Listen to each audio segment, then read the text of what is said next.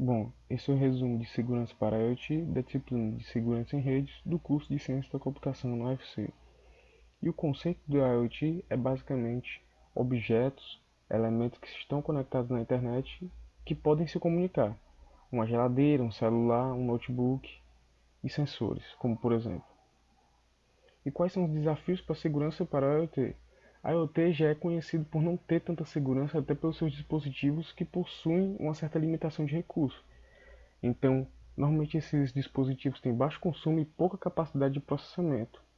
Com isso, a criptografia e a autenticação podem ser custosas demais para alguns tipos de aplicações, como por exemplo nesse caso em que há uma compressão do cabeçalho IPv6 de 40 bytes para 2 bytes. E as empresas focam em reduzir os custos das aplicações.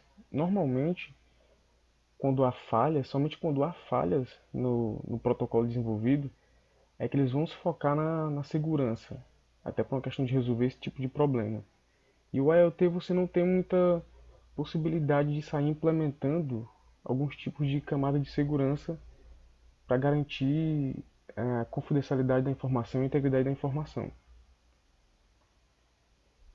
Aqui no caso temos o protocolo MQTT, que é um protocolo da camada de aplicação, ao qual os sensores vão enviar informação para um broker. Esse broker vai pegar e enviar essas informações para alguns clientes. Basicamente, é uma comunicação machine to machine, e esses clientes estão tanto de um lado quanto do outro da aplicação. No caso, os sensores são os clientes que vão ficar enviando as informações, e o MQTT vai enviar essas informações para os clientes, como no caso um banco de dados ou uma aplicação web para a análise dos dados que foram transmitidos.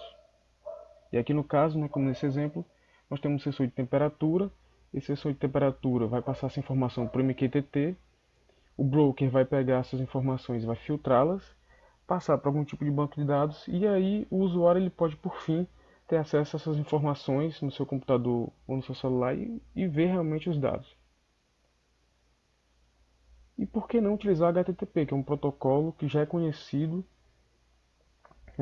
na área de redes? Ele é síncrono.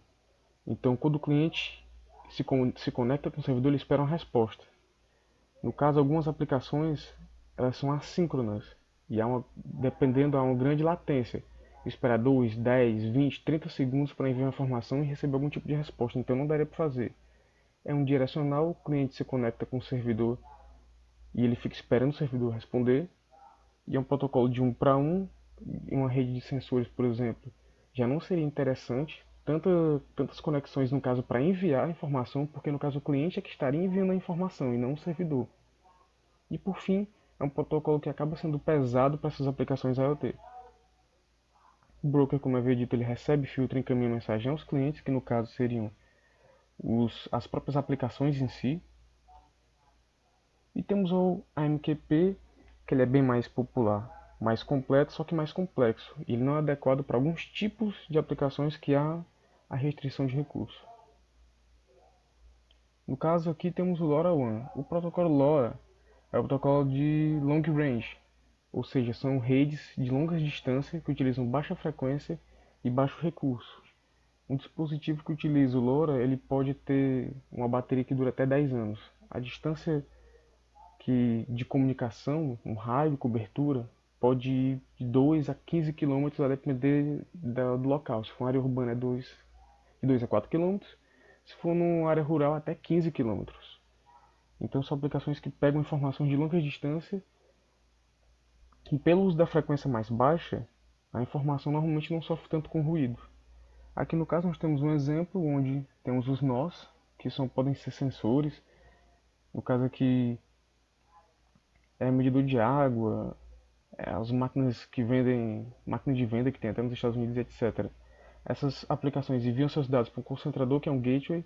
Esse gateway ele vai repassar essas informações para algum tipo de servidor, seja ele um banco de dados ou algo do tipo. E esse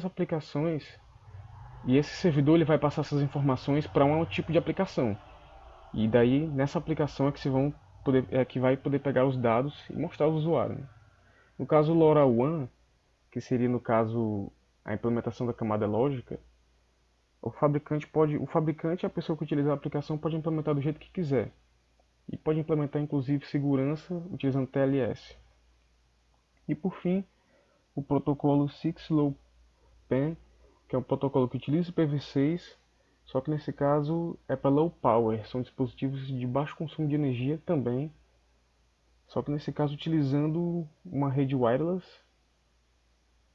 para envio das suas informações com aquele negócio da compactação do cabeçalho IPv6, até para se compactar mais os dados e conseguir enviá-los para um gateway. Aqui no caso o gateway ele tem baixa complexidade e trata as informações na camada de rede. Você não precisa de uma aplicação, assim como seria no caso do MQTT.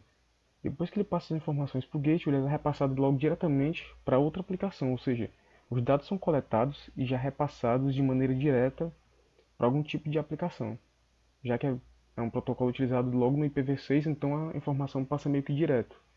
Não há um tratamento mais específico. E é basicamente isso.